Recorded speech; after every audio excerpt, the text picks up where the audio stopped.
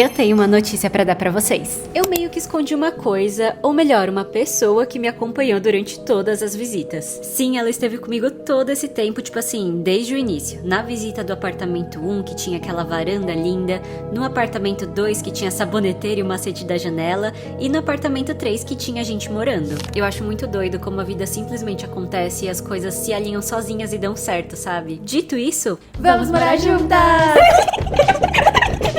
E nem deu tempo de vocês assimilarem essa primeira revelação, eu já vou jogar outra, porque é revelação dupla nesse vídeo. A gente já escolheu nosso apartamento e já assinamos o contrato. Então se você quer acompanhar a jornada de duas amigas criadoras de conteúdo morando juntas, oi, meu nome é Julie. Meu nome é Sandy. E sejam bem-vindos ao SOS Primeira AP. Nos vemos no próximo episódio com a tour pelo nosso apartamento. Beijinhos! Fica com esse apartamento de um jeito ou de outro vai dar certo.